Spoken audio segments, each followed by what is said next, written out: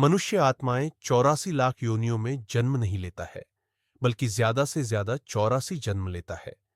जब भगवान बाप सृष्टि पर आता है, तो मनुष्य आत्माएं 84 लाख योनियों में भ्रमण करने जैसा कर्म करते हैं। इस संसार में मनुष्य को ही सर्वश्रेष्ठ प्राणी कही जाती है।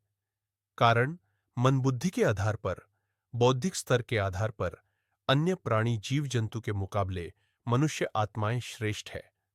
मन नाथ मनुष्य कही जाती है ना, जिनमें सोच विचार करने की शक्ति होती है। बुद्धि का उपयोग करके राइट और रंग का फैसला करने की शक्ति मनुष्य आत्माओं में होती है। और प्राणी के मुकाबले मनुष्य आत्माएं शक्तिशाली होते हैं, सबको अपने कंट्रोल में कर सकते हैं।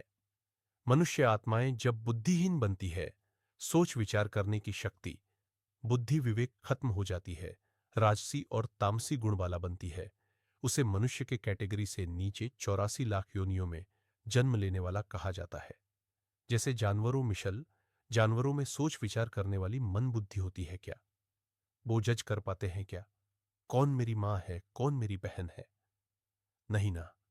तब मनुष्य को जानवरों से भी बदतर पशुओं की दर्जा दे दी जाती है। जैसे उनका कर्म बुद्धिहीन वाला हो जाता है। गधे जैसा कर्म, घोड़े जैसा कर्म, सांप जैसा, मेंढक जैसा कर्म बन जाता है। आज अगर आप कोई बड़े सरकारी ऑफिस में जाकर दो चार ये ज्ञान की बातें समझागे, तो वो सबसे पहले आपको सलाह देंगे, भाई कर्म ही पूजा है। उनके ऑफिस में बड़े बड़े बोर्ड में ये लिखकर डाला हुआ है कि कर्म ही पूजा है।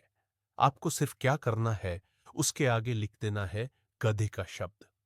तो क्या बन जाता है? गधे का कर्म भी तो पूजा है। गधे भी तो रोज कर्म करता है कि नहीं? क्या उसका भी कर्म पूजने लायक है?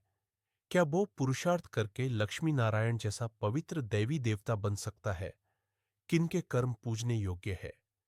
मंदिरों में जो देवी देवताओं को रखी गई है, वो कौन सी कर्म किया था जो उन्हें रोज पूजे जाते हैं? उनको बहुत जोर से गुस्सा आ जाएगा।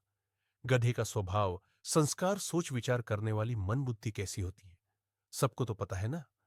काम के आधार पर नाम रख दिया गधे। गधे का कर्म कैसा होता है? रोज बजांडा होता है। उसको अपनी मालिक के डंडे के नीचे रहकर कर्म करने पड़ते हैं। गधे जैसा मेहनत करता है रात दिन। उसकी मालिक उसके ऊपर भारी सामान लाद देता है। वह अंदर से अपने को दबा हुआ महसूस करने लग जाता है। उसकी दर्द करने लग पदाता है ना। तो क्या वो बुद्धि से विचार कर पाता है? नहीं ना। दिन भर मेहनत करता है और शाम को बची कोची जो भी पड़ा हुआ रहता है, गया के कुंड से खाने लग पड़ता है। बहुत ज्यादा सोने भी पड़ती है कि नहीं? वैसे मनुष्य जीवन में होते हुए भी घोड़े जैसा जानवर बुद्धि वाला कैसे बन जाता है? घोड़े का कर्म सबसे तीव्र दौड़ लगाने का होता है। वैसे मनुष्य अपनी चंचल मन को कंट्रोल नहीं कर पाता है, तो नाम दे दी जाती है मेरा मन घोड़ा है।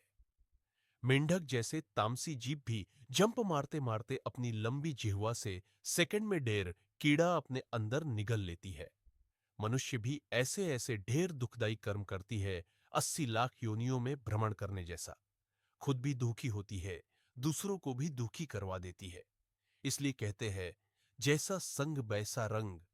बुद्धिहीन कम अक्ल बालों की संग करोगे तो बुद्धि कैसी बनेगी? डाल हेडेड गधे जैसा बनेगी ना।